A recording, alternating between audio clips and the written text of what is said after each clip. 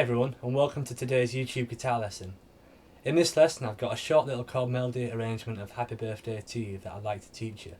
But before I get zoomed in and show you the chords that I'm using, I'd just like to say that if you want to follow along this lesson with tab and notation, if you look below this video in the description, you'll see a link to an article on my website, and that has the tab and notation for this arrangement, and it has some explanations of some of the voicings that we're going to be using. So if you would like a tabbed out arrangement that you can print off and practice away from the computer, just go ahead and check out that article and you should be okay.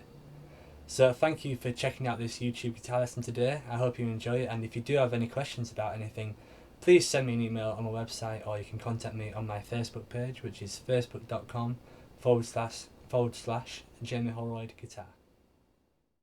So there's a bunch of different ways that you can arrange this tune for solo jazz guitar, but for the purpose of this lesson I've decided to keep it as a fairly straightforward 1-4-5 type of progression and play it in this time signature of 3-4. Now harmony wise, as I say, I've kept it as a 1-4-5 type of progression, which means in the key of C major we have the 1 chord, which is C major 7, the 4 chord F major 7, and the 5 chord G7. And these all come from the harmonised C major scale. So if you haven't heard that before, it's probably worth checking that out if you want to understand what's going on harmonically in the tune. And before we actually break down the chord melody, I'd just like to say it's a great idea to play through the chords of this tune, which are C major 7 for 1 bar, G7 for 2 bars, C major 7 for 2 bars, and then we have a bar of F, and then a 2-5-1 in C major 7. I think it's a good idea just to play through these, keeping really simple time of 1, 2, 3, 1, 2, 3,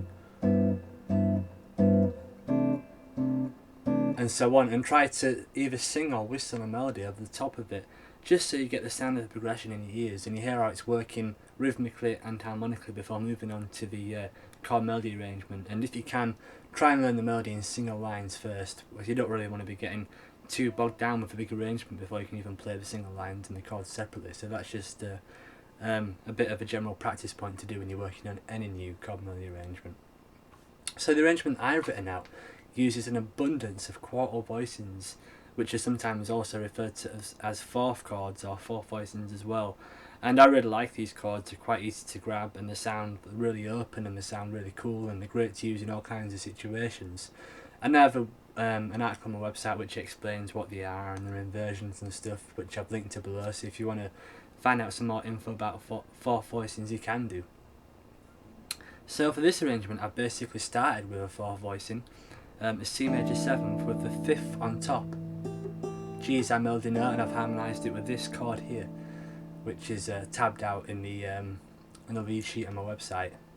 So you play that twice, and then another quarter voicing with the A note on top, the 6th or 13th of the C major, back to the quarter voicing with the 5th on top, and then we have this shape moved all the way up to the 8th fret. We play that once, and then we finish on this drop to G7. So that first phrase, and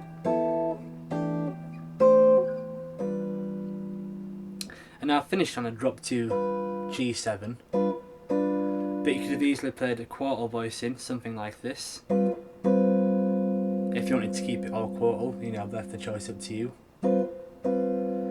So that's the first phrase of a melody, and now the second phrase, it starts, we're on G7 this time, but we're using the same chord formation. The first time it acted as a C major 7, and although this isn't strictly a G7, it kind of works to my ears, with a G bass note. It kind of does what it needs to be. If you wanted a more conventional type of G7 sound, you could always use something like this, which is a G13 with the root on the top there. But I just like to use this just to keep it simple and free flowing. So the second phrase starts with that, then goes to a G9th, well it has a 9th on top, it also has a 13th in as well, back to that voicing, and then it goes all the way up to a G9 chord with a 5th on top, and resolves to the quartal C major 7 voicing that we've already looked at. So the second phrase goes like this.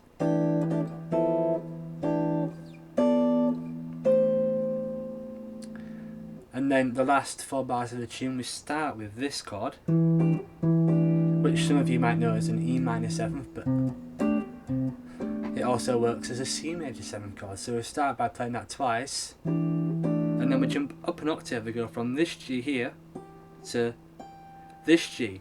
And this is the same shape that we've looked at down here, just moved up 12 frets higher.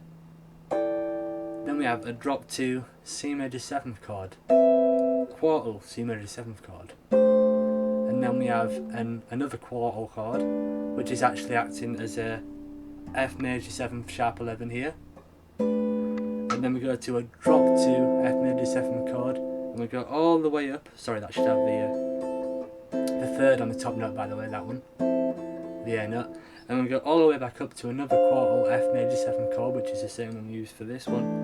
Can you tell I like this chord? So that's it up there, and we have D minor 9th on the top, and then we have this chord which is a D minor 7, which has the 7th on the top, nice kind of open sounding chord, and then we have a G9 again, and then quarter C major 7th. That's the last 8 bars of the tune. So just to play out slowly and recap. There's a quarter voicing, drop to quartal, quartal, drop to quartal. That's the D minor 9th, and you can play this drop to if you want. You don't have to play that one if you find it a bit of a stretch. You can also play that, whichever you like the sound of most. And then we have a G9th, and then a C major 7th. So that's it. I hope this little lesson helps you get this tune under your fingers the next time someone asks you to play Happy Birthday. It's a great tune to know. If you play in a restaurant, you might get asked to play this occasionally, and you might get a nice tip. Or if you're just a guy in the house who plays a guitar and it's someone's birthday, you should hopefully now be able to play it up and pick your guitar up and play a nice solo version of it. So I hope it's helped you out. If it did help you out and you enjoyed this lesson, please click like, and please do subscribe to this channel if you'd like more free jazz and blues guitar lessons. So thank you for checking out this video, and I hope to see you next time.